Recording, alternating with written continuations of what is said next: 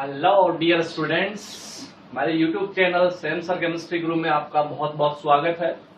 आज अपन पढ़ रहे हैं एलिमिनेशन रिएक्शन E2 मैकेनिज्म।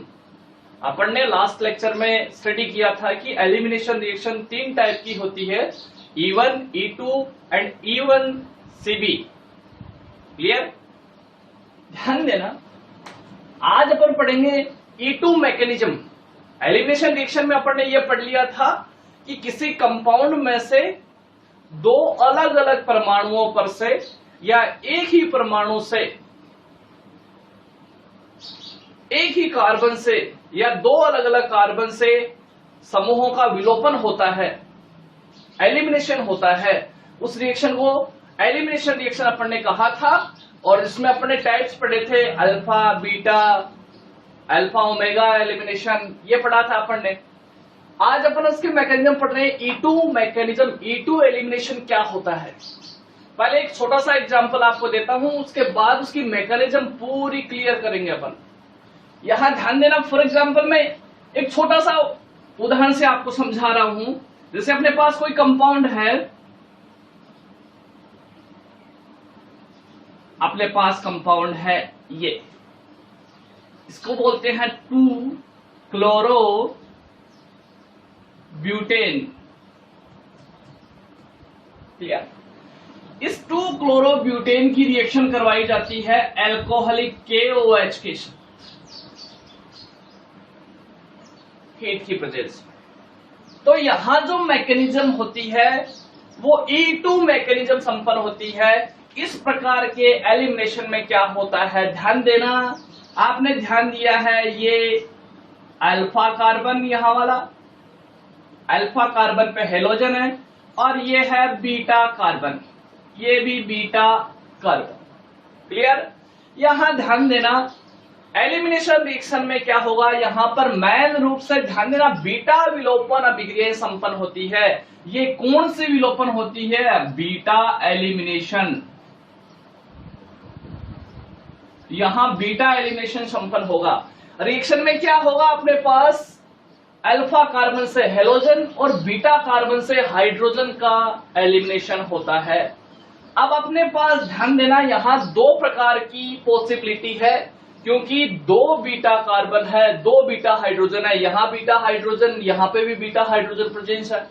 तो दोनों में से कहीं से भी हाइड्रोजन का एलिमिनेशन हो सकता है। तो अपने पास दो प्रोडक्ट बनने की पॉसिबिलिटी होती है। दो प्रोडक्ट कौन कौन से हो सकते हैं? यदि यहां से, ध्यान देना, यदि यहां से इस वाले कार्बन से हाइड्रोजन चला जाता है और यहां से हेलोजन चला जाता है, तो प्रोडक्ट क्या बनता है? इन दोनों के बीच में क्या बन गया? Double bond. क्लियर? ये जो कंपाउंड बना है इसको बोलेंगे 2-ब्यूटीन। अपन ने यही पढ़ा था कि एलिमिनेशन रिएक्शन में एल्कीन मेजर प्रोडक्ट होता है। तो एक तो बन गया 2-ब्यूटीन और सेकंड की अपन बात करें तो यहां ध्यान देना, इस कार्बन से, अल्फा कार्बन से हेलोजन और बीटा कार्बन से जाता है हाइड्रोजन, यहां से हाइड्रोजन जाएगा तो इन दोनों के बीच में डबल बॉन्ड बन जाएगा। क्या प्रोडक्ट बनेगा अपने पास? ये इसको बोलते हैं 1-ब्यूटीन। क्लियर? अब इन दोनों प्रोडक्ट में से कौन सा प्रोडक्ट मेजर बनता है, इस बात का डिसाइडेशन होता है सेट-जेप रूल। सेट-जेप रूल। ध्यान देना, ये जो प्रोडक्ट बना है यहां पर, ये कैसा होगा? मेजर, और ये कैसा होगा? माइनर। क्लियर? ये जो प्रोडक्ट बना है यहां पर जिसमें डबल बॉन्ड है, सेकेंडरी पोजीशन पे लगा हुआ है, इस प्रोडक्ट को बोलते हैं सेट-जेप प्रोडक्ट। ध्यान देना,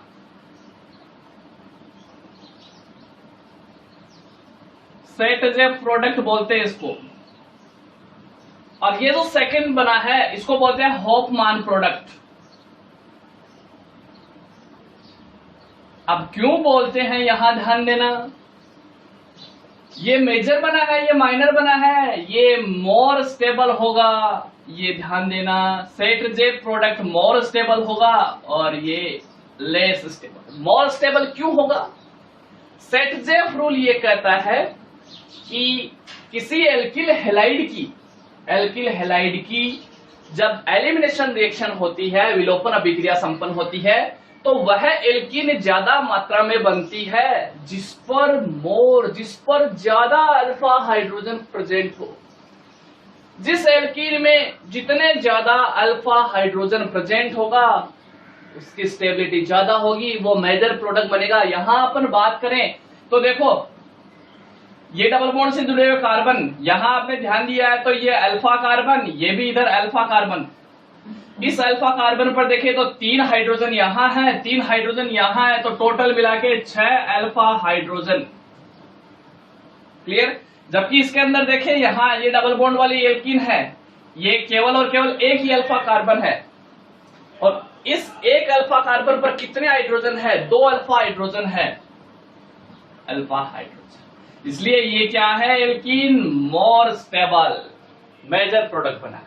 अब ये जो रिएक्शन संपन्न हुई है, इसके मैकेनिज्म का अध्ययन करें तो किस तरीके से रिएक्शन संपन्न होती है, ये ध्यान देना, ये बहुत इंपॉर्टेंट है। यहाँ ये मैकेनिज्म अपन पढ़ेंगे, यहाँ पर वेरी वेरी इंपॉर्टेंट मैकेनिज्म है, ध्यान दो। E2 मैकेनिज्म की मैं बात करूं यहां पर, तो पहले कुछ इसकी अपन मेन कैरेक्टरिस्टिक्स की बात करेंगे।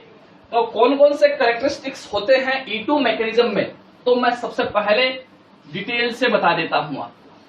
E2 मतलब बाई मोलिक्यूलर रिएक्शन, ये ध्यान देना, ये एक प्रकार का बाई मोलिक्यूलर एलिमिनेशन होता है। इसका मतलब बाई मोलिक्यूलर एलिमिनेशन का मतलब हो गया कि इस प्रकार की रिएक्शन में जो रेट ऑफ रिएक्शन होती है वो 2 रिएजेंट्स पर डिपेंड कर रही है, 2 रिएक्टेंट्स पर डिपेंड करेगी। ध्यान देना, बाई मोलिक्यूलर, इसकी मोलिक्यूलरिटी अपन देखें, मोलिक्यूलरिटी कितनी होती है? 2 होती है। तीसरी विशेषता अपन देखें, थर्ड विशेषता अपन देखें, तो यहां ध्यान देना, जो रेट ऑफ रिएक्शन है, rate of reaction depends upon 2 factors is equal to K. Factor किन किन पे डिपेंड करेगी? Concentration of alkyl halide RX, alkyl halide की सांद्रता पे डिपेंड करेगी, और साथ में जो स्ट्रॉन्ग बेस लिया जा रहा है उस पे डिपेंड करेगी। स्ट्रॉन्ग बेस पे मैंने यहां एल्कोहलिक KOH का यूज किया था, अभी पूरी डिटेल समझाऊंगा, पहले ये करेक्टर समझ लो। क्लियर? यहां ध्यान देना, नेक्स्ट विशेषता की अपन बात करें तो इन रिएक्शन की पहचान क्या होती है? ध्यान देना, ये जो रिएक्शन होती है वो सिंगल स्टेप रिएक्शन होती है। कैसी रिएक्शन होती है? Single step reaction. ये रिएक्शन एक ही स्टेप में कंप्लीट हो जाती है। नेक्स्ट ध्यान देना, बहुत इंपॉर्टेंट है और इजी भी है। यहां पहचान करने का तरीका ध्यान देना कि कौन सी रिएक्शन है वो E2 तरीके से संपन्न होगी या E1 तरीके से संपन्न होगी। इसकी पहचान का तरीका ध्यान देना, इस प्रकार की रिएक्शन में किसका प्रयोग होता है? Strong base plus heat. ये वेरी वेरी मोस्ट इंपॉर्टेंट है, ध्यान देना। यदि एरो के निशान पर स्ट्रॉन्ग बेस और हीट है, हीट लगाई गई है, तो इसका मतलब समझ लेना कि वो मैकेनिज्म कौन सी है? E2 mechanism. यहां ध्यान देना, स्ट्रॉन्ग बेस कौन कौन से काम में लिए जा सकते हैं? स्ट्रॉन्ग बेस की बात करूं तो कौन कौन से बेस काम में लिए जा सकते हैं? For example alcoholic KOH, alcoholic NaOH। Clear? इसके अलावा सोडामाइड NaNH2, इसको बोलते हैं सोडामाइड, ये भी स्ट्रॉन्ग बेस है। इसके अलावा अपन बात करें तो जो एल्कोक्साइड आइन है, एल्कोहलिक मीडियम में एल्कोक्साइड आइन जो बन रहे हैं वो for example CH3O-, C2H5O-, methoxide, ethoxide ions, वो स्ट्रॉन्ग बेस का कार्य करेंगे। इसके अलावा एक और है एल्यूमिनियम तृतीयक ब्यूटॉक्साइड, सोडियम तृतीयक ब्यूटॉक्साइड, ध्यान देना। फॉर एग्जाम्पल ध्यान देना इसको बोलते हैं सोडियम तृतीयक ब्यूटोक्साइड Na+, इसको बोलते हैं सोडियम टर्सरी ब्यूटोक्साइड। ये सारे के सारे किसका काम करेंगे? स्ट्रॉन्ग बेस का। इनकी प्रेजेंस में रिएक्शन हो रही है तो क्लियर कर लेना यहां पर कि E2 तरीके से संपन्न होती है। इसके अलावा अपन नेक्स्ट कैरेक्टरिस्टिक की बात करें तो ध्यान देना, इस प्रकार की रिएक्शन में किसी प्रकार की कोई इंटरमीडिएट नहीं बनता है। ये ध्यान देना, इस प्रकार की रिएक्शन में किसी प्रकार का कोई इंटरमीडिएट नहीं बनता है, कोई कार्बोकेटाइन नहीं बनता है, कोई रीअरेंजमेंट नहीं होता है। यहां ध्यान देना, यहां ट्रांजिशन स्टेट का निर्माण होता है। ये ध्यान देना, ट्रांजिशन स्टेट का फॉर्मेशन होता है। क्लियर? नेक्स्ट विशेषता अपन ध्यान दें तो इस प्रकार की रिएक्शन में जो सॉल्वेंट काम में लिया जाता है वो क्या होता है? पोलर और साथ में एप्रोटिक सॉल्वेंट।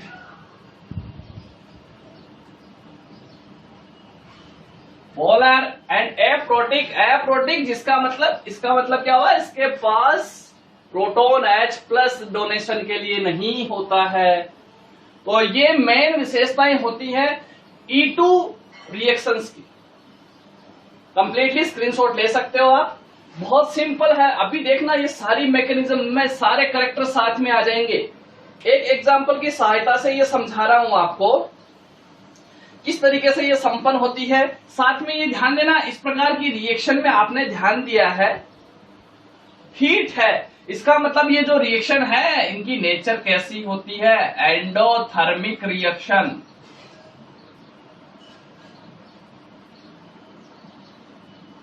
एंडोथर्मिक रिएक्शन होती है ये एक प्रकार की। ध्यान देना, बहुत इंपॉर्टेंट है। यहां पर एक एग्जांपल की सहायता से मैं E2 मैकेनिज्म आपको समझाता हूं। यहां ध्यान से समझना, आगे की कक्षाओं में कंपटीशन एग्जाम में ये बहुत ही काम में आएगी आपके, बहुत इंपॉर्टेंट है। मैं एक एग्जांपल की सहायता से आपको समझा देता हूं। ध्यान देना, अभी मैंने एक एग्जांपल आपको दिखाया था, 2-क्लोरोब्यूटेन वाला एग्जांपल लिया था। ये अपन ने एग्जांपल लिया था, इसके अंदर एल्कोहलिक KOH और हीट की प्रेजेंस में रिएक्शन करवाई थी तो अपने पास प्रोडक्ट बना था। जो मेजर प्रोडक्ट बना था, क्या बना था? 2-ब्यूटीन। ये था 2-क्लोरोब्यूटेन। क्लियर? ये मेजर प्रोडक्ट बना था अपने पास। ठीक है, इसके अलावा अपने पास एक और प्रोडक्ट बना था 1-ब्यूटीन और ये बना था माइनर। क्लियर? ये था कौन सा प्रोडक्ट? सेटजेफ। सेटजेफ प्रोडक्ट था ये। और ये वाला प्रोडक्ट को अपने क्या नाम दिया था? हॉफमान प्रोडक्ट। हॉफमान प्रोडक्ट। अब देखो ये मैकेनिज्म संपर्क कैसे होती है, ये ध्यान देना। सबसे पहली बात मैंने बताया था, ये सिंगल स्टेप रिएक्शन है। एक ही स्टेप में ये रिएक्शन कंप्लीट हो जाती है, सिंगल स्टेप रिएक्शन है। किस तरीके से ये संपन्न होती है क्लियर कर लेना, यहां पर ध्यान देना। मैं इसको इस प्रकार से लिख सकता हूं, CS3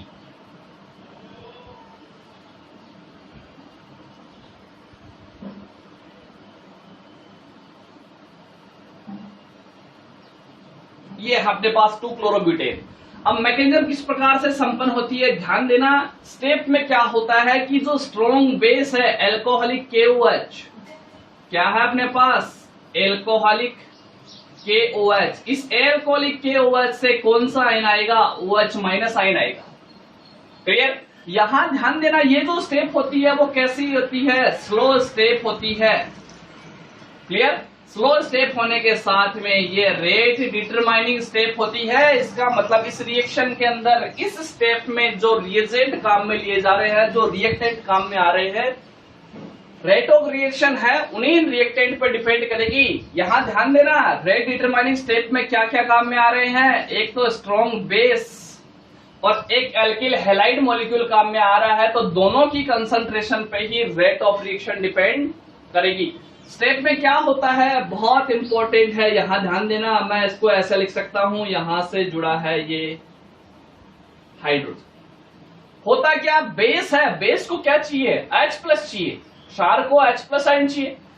तो क्या होता है, ये OH- आयन है, इसकी बैक साइड से अटैक करता है। यहां ध्यान देना, ये बैक साइड से अटैक करता है।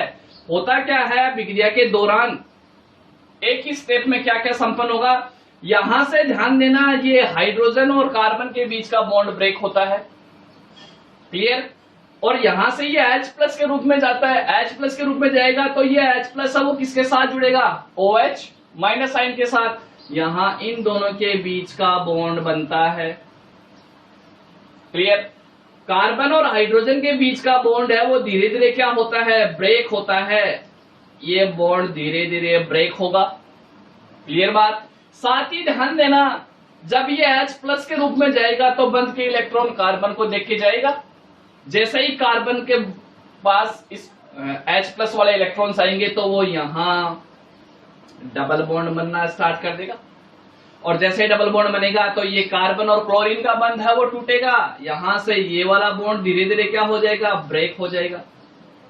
ये सारी प्रोसेस एक स्टेप में संपन्न होगी। तो क्या हुआ, यहां से H+ चला गया, यहां से Cl- चला गया, HCl बाहर निकल गया, और क्या प्रोडक्ट बना अपने पास, एल्कीन बन गई। देखो क्या हुआ इस रिएक्शन के अंदर, फर्स्ट स्टेप के अंदर, बहुत इजी तरीके से समझना ध्यान से। ये बॉन्ड है यहां पर, ये Cl है। रिएक्शन के अंदर ध्यान से समझना, क्या बना, ये हाइड्रोजन और OH- है, बेस है, H+ को अपनी ओर अट्रैक्ट करेगा तो क्या होगा, CH3 H और किसके बीच का बॉन्ड, OH-, इनके बीच का बंध बनेगा। कार्बन और हाइड्रोजन के बीच का जो बंध है वो धीरे धीरे टूटेगा, बंध के इलेक्ट्रॉन है वो कार्बन के पास आएंगे। ये अपने पास कंडीशन बनी हुई है, Cl और CH3। यहां ध्यान देना, जैसे ही ये H+ है OH- की ओर जाएगा तो H+ इसको इलेक्ट्रॉन देगा। ये इलेक्ट्रॉन कहां आ जाएंगे, इन दोनों के बीच में, क्लियर। जैसे ही यहां इलेक्ट्रॉन बंद बनाएंगे वैसे वैसे ये कार्बन है इस क्लोरीन को बोलेगा कि आप छोड़ के चले जाओ, मेरे पास ऑलरेडी बंद के इलेक्ट्रॉन आ चुके हैं। तो ये क्या होगा, ये वाला जो बॉन्ड है यहां धीरे धीरे ब्रेक हो जाएगा, क्लियर बात। यहां पर ये बॉन्ड धीरे धीरे ब्रेक हो गया, क्लियर। अब जैसे ही ये बॉन्ड ब्रेक हुआ तो आपने ध्यान दिया है यहां साथ में क्या है, एक हाइड्रोजन और प्रेजेंट है। जैसे ही ये बॉन्ड ब्रेक होगा तो आपने ध्यान दिया क्या हुआ, यहां पर इस वाले कार्बन के पास कितनी वैलेंसी है, कितने बॉन्ड बन रहे हैं, 1 2 3 4 5, 5 बॉन्ड है यहां पर। इधर वाले कार्बन के पास देखो 1 2 3 4 और 5, तो यहां 5 कार्बन की एक अनस्टेबल ट्रांजिशन स्टेट बनेगी। यहां ध्यान देना, यहां पर पेंटावेलेंट अनस्टेबल ट्रांजिशन स्टेट बनी है, क्लियर। और अनस्टेबल ट्रांजिशन स्टेट बनेगी, ये अनस्टेबल होती है, हाई एनर्जेटिक होती है, तो तुरंत क्या होगा, यहां से क्लोरीन है बंध के इलेक्ट्रॉन लेके चला जाएगा, इधर हाइड्रोजन है OH- के साथ जुड़ जाएगा, तो क्या बच जाएगा, यहां केवल डबल बॉन्ड रह जाएगा। क्या बना अपने पास, CH3 CH double bond CH and CH3। ये क्या प्रोडक्ट बना है, 2-ब्यूटीन, क्लियर बात, समझ में आ गई इतना। और यदि यहां पर आपने ध्यान दिया है तो ये जो एल्कीन का यहां से धीरे धीरे एल्कीन का फॉर्मेशन हो रहा है, डबल बॉन्ड धीरे धीरे बन रहा है, तो ये जो कंडीशन है, ये जो एल्कीन बन रही है, इसको कहा जाता है बेबी एल्कीन। क्या कहेंगे, इसको बोलेंगे बेबी एल्कीन। बेबी एल्कीन कहा जाता है इसको। यहां ध्यान देना, जैसे ही यहां पर ये डबल बॉन्ड बन रहा है तो आपने ध्यान दिया या पार्शियली sp2 करेक्टर उत्पन्न हो रहा है, यहां पर sp2 द्विबंध गुण उत्पन्न हो रहा है यहां पर आंशिक रूप से। साथ में ये भी ध्यान देना, अब वो सारी स्टेप में एक साथ आपको विशेषताएं समझा रहा हूं।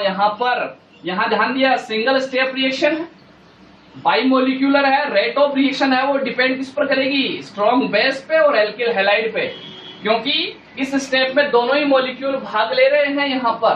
थर्ड ध्यान देना, ऑर्डर ऑफ रिएक्शन देखें तो ये सेकंड ऑर्डर रिएक्शन है, यहां ऑर्डर ऑफ रिएक्शन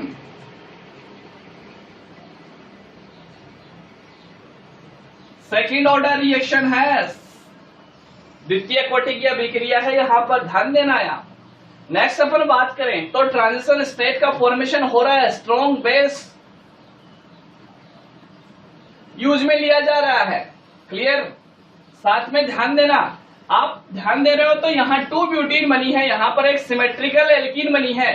अब देखो यहाँ पर इसकी स्टीरियोकेमिस्ट्री की अपन बात करें तो यहाँ ये 2 ब्यूटीन के भी 2 रूप हो सकते हैं, कौन कौन से, एक सिस और एक ट्रांस। और सिस और ट्रांस में से कौन सी ज्यादा स्टेबल होती है, ट्रांस मोर स्टेबल, क्लियर बात। सिस रूप में अपन देखें तो सिस रूप में कौन सी किस प्रकार से व्यवस्थित होंगे, 2 ब्यूटीन में molecules, carbon double bond carbon. यहां ध्यान देना, सिस रूप में समान समूह एक तरफ होते हैं, ये कौन सा रूप बना है यहां पर, सिस रूप। सिस रूप में रिपल्सन है वो ज्यादा होता है समान समूह एक ही तरफ होने से, इसलिए ये क्या होगी, लेस स्टेबल। ट्रांस की अपन बात करें तो ट्रांस में क्या होता है, समान समूह एक दूसरे के अपोजिट साइड में चले जाते हैं, HCS3, ये कौन सा रूप बना है, ट्रांस। और trans is more stable than cis रूप। तो ये होती है E2 मैकेनिज्म, क्लियर। ध्यान देना, अल्फा कार्बन से हेलोजन और बीटा कार्बन से हाइड्रोजन का एलिमिनेशन होता है। अब मैं 1-2 एग्जांपल आपको सोल्व करवा देता हूं यहां पर, ताकि ये सारा सिस्टम सब कुछ क्लियर हो जाए आपके। कुछ एक एग्जांपल मैं आपको सोल्व करवा रहा हूं, ध्यान देना। एग्जांपल्स की अपन बात करें तो कौन कौन से एग्जांपल अपन यहां पर सोल्व करेंगे। सबसे पहला एग्जांपल अपन देखें तो अपने पास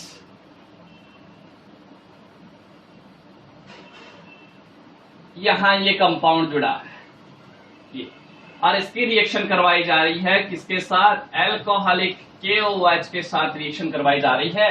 तो क्या होगा, यहां से ध्यान देना, अल्फा कार्बन से जाता है हेलोजन समूह है और बीटा कार्बन से जाता है हाइड्रोजन। तो क्लियर कर लेना, यहां अल्फा कार्बन हो गया, ये यहां पर देखो ये अल्फा कार्बन हो गया और ये कौन सा हो गया, बीटा कार्बन। बीटा कार्बन पे 3 वैलेंसी है और चौथी किस रूप में है, हाइड्रोजन के रूप में। तो यहां से H और यहां से Br, HBr बाहर निकल गया, क्या प्रोडक्ट बना अपने पास, क्लियर बात। सेकंड एग्जांपल की अपन बात करें, एग्जांपल सोल्व करोगे तो ज्यादा बेटर ढंग से क्लियर होगा सारा सिस्टम। मैं इसको इस प्रकार से लिख देता हूं,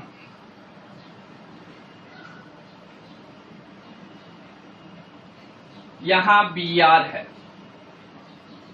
और वही एल्कोहलिक NaOH है, हीट दे दी, तो कौन सा प्रोडक्ट ज्यादा बनेगा। यहां ध्यान देना, ये अल्फा कार्बन, अल्फा के साथ में जुड़ा हुआ ये बीटा कार्बन, ये भी बीटा कार्बन और ये भी क्या है, बीटा कार्बन, क्लियर, ये बीटा कार्बन। तो अपने पास कितनी पॉसिबिलिटी बन रही है, यहां से हाइड्रोजन चला जाता है तो यहां डबल बॉन्ड बन जाएगा, यहां डबल बॉन्ड बन सकता है और यहां डबल बॉन्ड बन सकता है। तो पॉसिबिलिटी कौन कौन सी हुई, यदि यहां से हेलोजन, इससे हेलोजन जा रहा है, यहां से हाइड्रोजन जा रहा है, तो क्या बन सकता है, देखना बहुत ही सिंपल है, डबल बॉन्ड। ये बन गया, इसको मैं ऐसे लिख दूं, ऐसे लिखो। एक प्रोडक्ट तो ये बन गया। सेकंड प्रोडक्ट क्या बन सकता है, यहां से हाइड्रोजन चला जाता है, इस बीटा कार्बन से यहां से हाइड्रोजन चला जाता है, यहां से हेलोजन चला गया, तो सेकंड प्रोडक्ट क्या बन सकता है, क्लियर। यहां से हाइड्रोजन चला जाएगा तो क्या बन जाएगा, यहां पर double bond. Two types alkene बन रही है, दोनों में से मोर स्टेबल कौन सी होगी, ये वाली। क्लियर है, यहां पर बहुत इंपॉर्टेंट है। तो दो एग्जांपल की सहायता से आप E2 मैकेनिज्म बहुत आसानी से समझ सकते हो, बहुत ही इजी है। बस आप ध्यान देना कि अल्फा कार्बन से जाएगा हाइड्रोजन, अल्फा कार्बन से जाता है हेलोजन और बीटा कार्बन से जाता है हाइड्रोजन। क्लियर।